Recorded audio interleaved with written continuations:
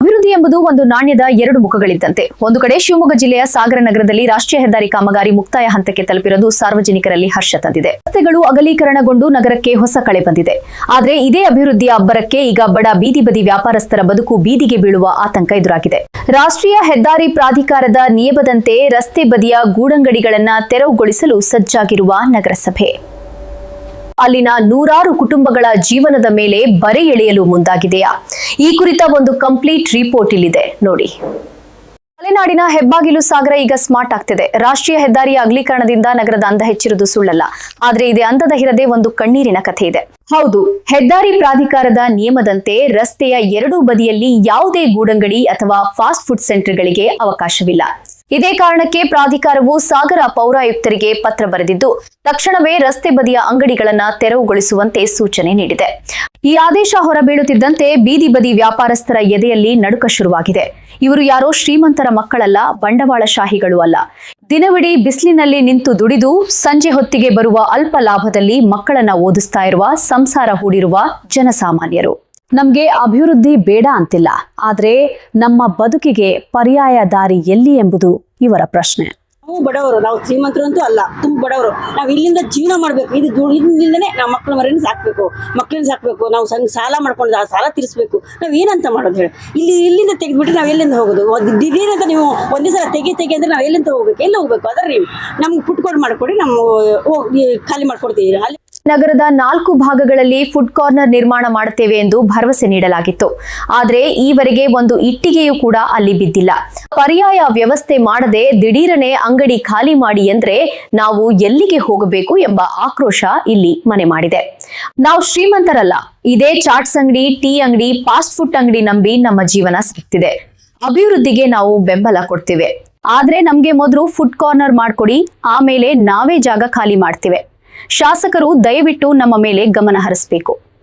ದಿಢೀರಂತ ನೀವು ಒಂದೇ ಸಲ ತೆಗಿ ಅಂದ್ರೆ ನಾವು ಎಲ್ಲಿಂದ ಹೋಗ್ಬೇಕು? ಎಲ್ಲ ಹೋಗ್ಬೇಕು? ಅದರ ನೀವು ನಮ್ಗೆ ಪುಟ್ಕೋಡ್ ಮಾಡ್ಕೊಡಿ, ನಾವು ಖಾಲಿ ಮಾಡ್ಕೊಡ್ತೀವಿ. ಅಲ್ಲಿವರೆಗೂ ನಾವು ಖಾಲಿ ಮಾಡಲ್ಲ. ಇದು ಒಂದೇ ಥರ ನಮಗೆ ತೆಗಿ ಅಂದ್ರೆ ನಮ್ಗೆ ಸಮಸ್ಯೆ ಆಗುತ್ತೆ. ನಮ್ಗೆ ಸಮಸ್ಯೆ ಆಗಬಾರ್ದಂದ್ರೆ ನೀವು ದಯವಿಟ್ಟು ನಿಮ್ಮನ್ನು ಕೈ ಮುಗಿ ಕೇಳ್ಕೊಳ್ತೀನಿ, ಇದನ್ನು ನಾವು ನಮಗೆ ಪುಟ್ಕೋಡ್ ಮಾಡೋವರೆಗೂ ನಮ್ಗೆ ಅವಕಾಶ ಮಾಡ್ಕೊಡಿ ಇಲ್ಲಿ ಇರೋಕೆ. ನಿಮ್ಗೆ ಅಷ್ಟೇ ನಾವು ನಿಮ್ಮನ್ನು ಕೈ ಮುಗಿ ಕೇಳ್ಕೊಳ್ತಾ ಇರೋದು.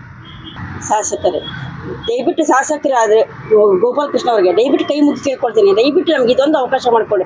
ಈಗ ಪುಟ್ಕೋಡ್ ಆಗೋವರೆಗೂ ನಮ್ಗೆ ಇಲ್ಲಿ ಒಂದು ಮಾಡ್ಕೊಂಡು ಇದು ಎಗ್ರೆಸ್ ಅಂಗಡಿ ಮಾಡ್ಕೊಡೋಕೆ ಅವಕಾಶ ಕೊಡಿ. ಈಗ ನಾವು ತುಂಬ ಬಡವರು, ನಾವು ಶ್ರೀಮಂತರಲ್ಲ. ಶ್ರೀಮಂತ ಆದರೆ ನಾವು ಇಲ್ಲಿ ಇರಬೇಕಾದ ಅವಶ್ಯಕತೆ ಇಲ್ಲ. ಬಡವರು, ಮಕ್ಕಳನ್ನ ಸಾಕಬೇಕು, ಶಾಲೆ ಕಳಿಸ್ಬೇಕು, ಮಕ್ಕಳಿಗೆ ಫೀಸ್ ಕಟ್ಟಬೇಕು, ಫೀಸ್ ಎಲ್ಲ ಕಟ್ಟಬೇಕು. ಮಕ್ಕಳನ್ನ ನಾವು ಓದಿಸಿ ಮುಂದೆ ತರಬೇಕಾದ್ರೆ ದಯವಿಟ್ಟು ನಮಗೆ ಇಲ್ಲಿ ಅವಕಾಶ ಕೊಡಬೇಕು. ದಯವಿಟ್ಟು ಶಾಸಕರನ್ನು ಕೇಳ್ಕೊಳ್ತಾ ಇರೋದು ನಾವು.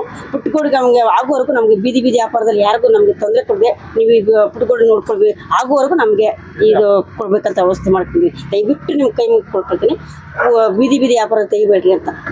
ನಾವು ಸಾಲ ಮಾಡಿ ಏನೋ ಅಂಗಡಿ ಮಾಡಿದ್ದೀವಿ. ಈಗ ಏಕಾಏಕಿ ಬಂದು ಅಂಗಡಿ ತೆಗಿರಪ್ಪ ಅಂದ್ಬಿಟ್ರೆ ಎಲ್ಲಿ ಹೋಗೋದ ನಾವು? ಇಲ್ಲ ಇವ್ರಿಗೆ ಒಂದು ಜಾಗನಾರು ತೋರಿಸ್ಬೇಕು. ಇವರು ಇಂಥಲ್ಲಿ ಮಾಡ್ಕೊಡ್ರಪ್ಪ, ನಿಮ್ಮ ಹೊಟ್ಟೆ ಪಾಡೋ ಮಾಡ್ಕೊಡ್ರಿ ಅಂದರೆ ಮಾಡ್ಬೋದು.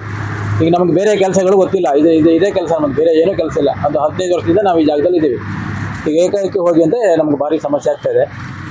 ಆದರೆ ಇವರು ಮೀಟಿಂಗ್ ಕರೀತಾರೆ, ಒಂದು ಫುಡ್ ಕೋರ್ಟ್ ಮಾಡ್ಕೊಡ್ತೀವಿ ಅಂತಾರೆ. ಪ್ರತಿ ಸಲ ಮೀಟಿಂಗ್ ಹೋದಾಗಲೂ ಅದರಲ್ಲಿ 3 ಕಡೆ ಮಾಡಿದ್ದೀವಿ, 4 ಕಡೆ ಮಾಡ್ಕೊಡ್ತೀವಿ, ನಿಮಗೆ ಕಾಯಂ ಜಾಗ ಮಾಡ್ಕೊಡ್ತೀವಿ ಅಂತಾರೆ. ಇವತ್ತಿನವರೆಗೂ ಮಾಡಿಲ್ಲ, ಅದನ್ನು ಅವ್ರಿಗೂ ಮಾಡಿಲ್ಲ. ನಮ್ಮ ಪಾಡಿಗೆ ನಾವು ಅಂಗಡಿ ಮಾಡ್ತಾನೆ ಇದ್ದೀವಿ. ಅವರು ಈಗ ಏಕಾಏಕಿ ಈಗ ತೆಗಿತೀವಿ, ನೋಟಿಸ್ ಕಳಿಸ್ತೀವಿ ಅಂತ ಇದ್ದಾರಂತೆ. ಈಗ ನಮಗಿನ್ನೂ ಮಾಹಿತಿ ಬಂದಿಲ್ಲ. ಆದರೆ ಸೋಮವಾರ ಮಂಗಳವಾರದಂಗೆ ಎಲ್ಲ ಹೇಳೋದು ನೋಡ್ರೆ ಭಾನುವಾರದಂಗೆ ಬರ್ತಾರೆ ಅಂತ ಸುದ್ದಿ ಇದೆ. ನಮಗೆ ಸ್ವಲ್ಪ ಭಾರಿ ಭಯ ಆಗ್ತಾಯಿದೆ. ಯಾಕಂದರೆ ಮುಂದಿನ ಜೀವನ ಹೇಗೆ ನಮ್ದು ಅಂತೇಳಿ. ಈಗ ನಮ್ಗೊಂದು ಪರ್ಯಾಯ ವ್ಯವಸ್ಥೆ ಮಾಡಿಕೊಟ್ರೆ ನಮಗೇನು ಈ ರೋಡ್ ಬಿಟ್ಕೊಡೋದೇನು ದೊಡ್ಡದಲ್ಲ. ಯಾಕಂದರೆ ಸಾಗರನೂ ಎಲ್ಲ ಊರು ಇಂಪ್ರೂವ್ ಆದಂಗೆ ಸಾಗರನೂ ಇಂಪ್ರೂವ್ ಆಗಬೇಕು. ಇಂಪ್ರೂವ್ಮೆಂಟ್ ಆಗಿ ನಮಗೂ ಖುಷಿನೇ. ಆದರೆ ನಮ್ಮ ಹೊಟ್ಟೆ ಮೇಲೆ ಹೊಡೆಯೋದು ಭಾರಿ ಅನ್ಯಾಯ ಅಂತ ನನ್ನ ಭಾವನೆ.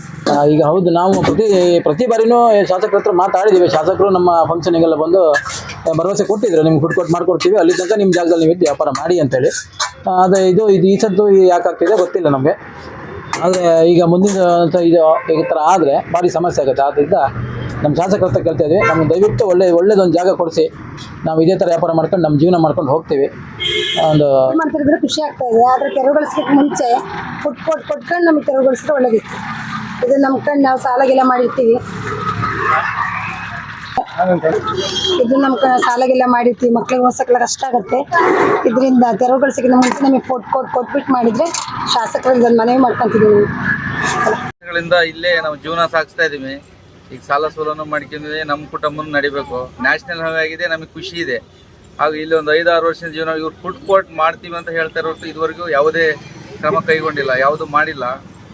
ಈಗಾಗಲೇ ಈ ಸಡನ್ನೇ ಬಂದು ತೆಗೆದ್ರೆ ನಮಗೂ ಸಮಸ್ಯೆ ಆಗುತ್ತೆ. ನಮಗೂ ಸಾಲ ಇದೆ, ನಮಗೂ ಕೆಲವು ಕುಟುಂಬ ಇದೆ, ಇದನ್ನು ನಂಬಿಕೆ ಜೀವನ ಮಾಡ್ತಿದ್ದೀವಿ. ಸಡನ್ ಅಂತ ನಮ್ಗೆ ಕಷ್ಟ ಆಗುತ್ತೆ. ಕೆಲವೊಂದು ಫುಡ್ ಕೋರ್ಟ್ ಮಾಡಿಕೊಡ್ಬೇಕು ಅಂತ ಹೇಳ್ಕೊಡ್ತೀವಿ. ಈಗ ವ್ಯಾಪಾರಸ್ಥರ ಆಶಾಕಿರಣ ಇರುವುದು ಶಾಸಕರ ಮೇಲೆ ಮಾತ್ರ. ಮೊದಲು ಪರ್ಯಾಯ ವ್ಯವಸ್ಥೆ ಮಾಡಿ ಆಮೇಲೆ ತೆರವು ಕಾರ್ಯಾಚರಣೆ ನಡೆಸಿ ಎಂದು ಇಲ್ಲಿನ ಜನ ಕೇಳಿಕೊಳ್ಳುತ್ತಿದ್ದಾರೆ. ಅಭಿವೃದ್ಧಿಯ ಹಾದಿಯಲ್ಲಿ ಬಡವನ ಬದುಕು ಬಲಿಯಾಗದಿರಲಿ ಎಂಬುದು ಸಾರ್ವಜನಿಕರ ಆಶಯ ಕೂಡ ಹೌದು. ಖಂಡಿತವಾಗಿಯೂ ಅಭಿವೃದ್ಧಿ ಎಂದರೆ ಕೇವಲ ರಸ್ತೆಗಳಲ್ಲ, ಅಲ್ಲಿ ಬದುಕುವ ಜನರ ಜೀವನವೂ ಕೂಡ. ಸಾಗರ ನಗರಸಭೆ ಮತ್ತು ಜನಪ್ರತಿನಿಧಿಗಳು ಈ ಕೂಡಲೇ ಮಧ್ಯಪ್ರವೇಶಿಸಿ ಫುಡ್ ಕಾರ್ನರ್ ಕಾಮಗಾರಿಯನ್ನ ಯುದ್ಧೋಪಾದಿಯಲ್ಲಿ ಆರಂಭಿಸಿ ಈ ಬಡ ವ್ಯಾಪಾರಸ್ಥರಿಗೆ ನ್ಯಾಯ ಒದಗಿಸ್ತಾರಾ ಕಾದು ನೋಡಬೇಕಿದೆ. ನೋಡ್ತಿದ್ದೀರಿ ಸುದ್ದಿಮನೆ ನ್ಯೂಸ್ ಡಿಜಿಟಲ್ ಮೀಡಿಯಾ.